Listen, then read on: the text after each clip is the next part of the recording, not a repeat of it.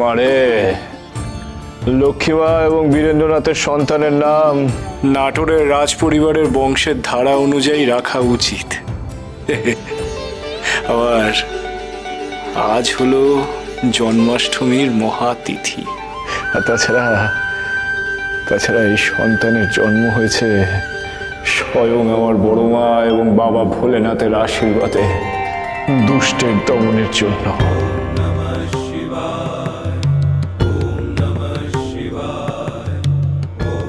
এই সব দিক বিবেচনা করে আমি যদি এই সন্তানের নাম রাখি মাধবেন্দ্র। মহাপীঠ তারাপীঠ, মহাপীঠ তারাপীঠ, মহাপীঠ তারাপীঠ। তবে কেমন হবে গো মা? তারাপীঠ।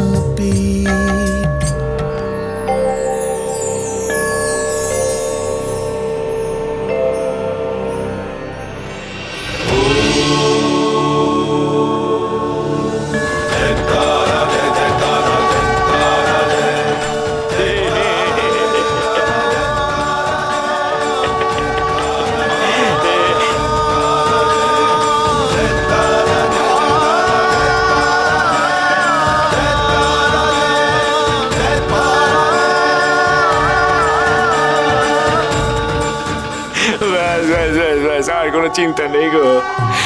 জয় মাতার জয়, জয় গোপালের জয়। তারা তারা তারা, জয় শ্রীকৃষ্ণ, জয় গোপাল, জয় মাতারা। ও অন্নদি, লক্ষ্মীমা, চলো গো, এবার বাইরে চলো গো। এসো এসো দেখি। জয় তারা, জয় তারা তারা তারা তারা তারা তারা। আরে ভারী সুন্দর নাম দিলে গো ঠাকুর, মাধবেন্দ্র। আজ থেকে এই নামেই খ্যাত হবে লক্ষ্মী আর বীরেনের পুত্র সন্তান। মহেন্দ্র, যোগেন্দ্র, মাধবেন্দ্র, তিন ভাই হরিহর আত্মা হয়ে বিরাজ করবি তারাপীঠের সংসারে। মহেন্দ্র, যোগেন্দ্র, মাধবেন্দ্র, বড় হোক তোমরা, অনেক বড় হোক। জয় তারা, জয় জয় তারা। বড় মা,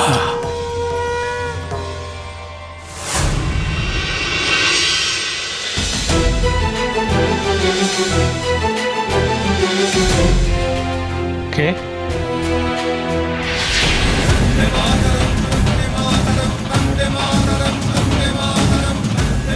মুকুন্দ, তুমি এখানে এত রাতে?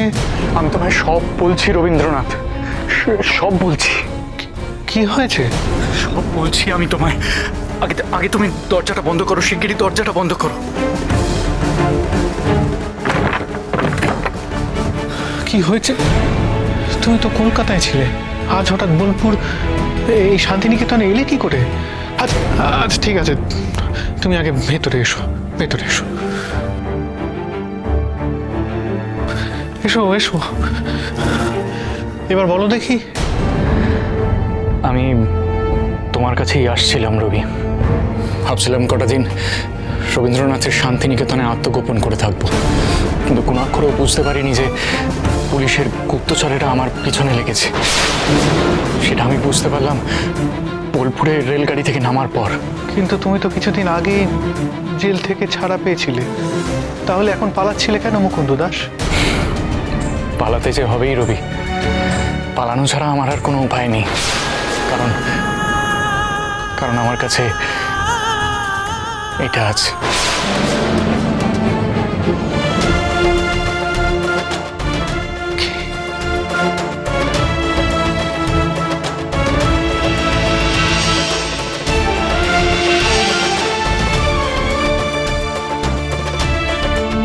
পিস্তল, পিস্তল নিয়ে তুমি কেন ঘোরো? এটা যে আমার সাথে রাখতেই হবে, পুলিশের কাছ থেকে আত্মরক্ষার জন্য, কারণ পুলিশ যে কোনো সময় যে কোনো মুহূর্তে আমাকে হত্যা করতে পারে। ঠিক আছে, ঠিক আছে, তুমি ওটা রাখো। তুমি যে এদিকে এসেছো কেউ দেখেনি তো? জানি না এখানে অবধি কেউ আমার পিছু নিয়েছে কিনা, আমি সত্যিই জানি না। আমি যা হোক করে গা ঢাকা দিয়ে এই অবধি পৌঁছেছি। মুকুন্দ, আমার আর ভালো লাগছে না রবি, আমার আর কিচ্ছু ভালো লাগছে না।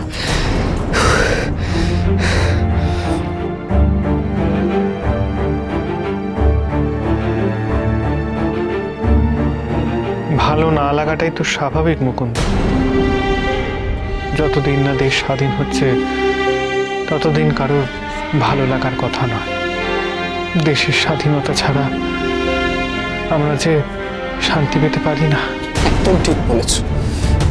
ভেবেছিলাম এখানে এসে কটা দিন শান্তিতে থাকতে পারবো, কিন্তু না, কিন্তু ওরা আমাকে এখানেও শান্তিতে থাকতে দেবে না।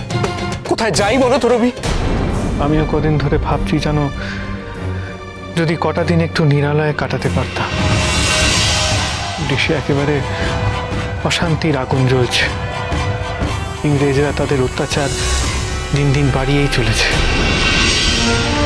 বড় অস্থির লাগছে। কোথায় গিয়ে যে একটু শান্তি পাবো বুঝতে পারছি না।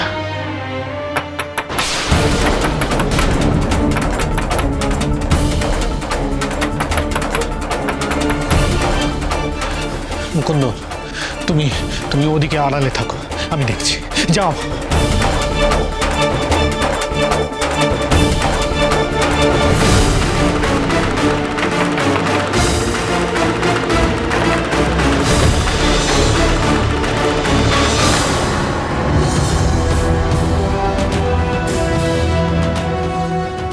আরে ভূপেন্দ্রনাথ মশাই যে, আসুন ভেতরে আসুন।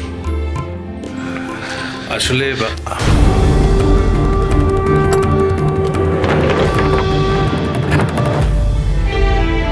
এবার বলুন।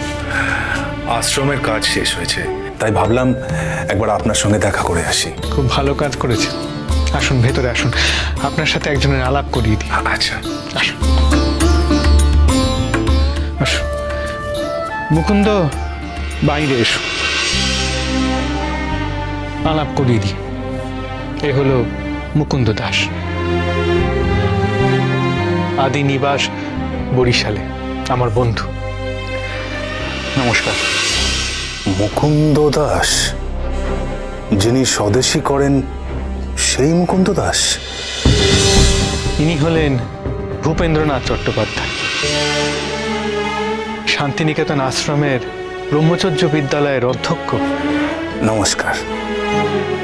আপনারা হয়তো কোনো গুরুত্বপূর্ণ বিষয় নিয়ে আলোচনা করছিলেন। আমি বোধহয় অসময়ে এসে বাধা দিলাম। ঠিক আছে, আমি না হয় পরে আসবো। একেবারেই না, বরং আপনি আমাদের একটু সাহায্যই করতে পারেন। সাহায্য? কি সাহায্য চান বলুন?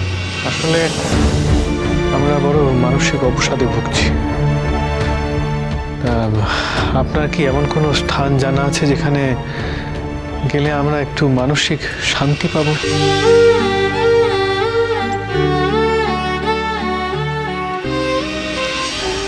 হ্যাঁ, আছে তো। আমাদের এই বীরভূমেই সেরকম একটি স্থান আছে। কোথায়? তারাপীঠ। আপনারা তারাপীঠের মহাসাধক বামদেবের কাছে যান, তাকে দর্শন করুন। দেখবেন আপনাদের সব মানসিক অবসাদ একদম কেটে যাবে। হ্যাঁ ঠিকই, তারাপীঠের সাধক বামদেবের নাম কিন্তু আমিও শুনেছি বটে। মনে পড়ছে ছোটবেলায় আমি বাবা মশাইয়ের সাথে তারাপীঠে গিয়েছিলাম, বামদেবকে দেখেছিলাম। জানো মুকুন্দ, একখানা অদ্ভুত অলৌকিক ঘটনা বলি। সেবার ফেরার সময় বামদেব বাবা মশাইকে বলেছিলেন ফেরার পথে কোনো বড় ছাতিম গাছ দেখলে তার নিচে বসে সাধনা করতে। আজ সেখানেই শান্তিনিকেতন প্রতিষ্ঠিত হয়েছে। মহাপীর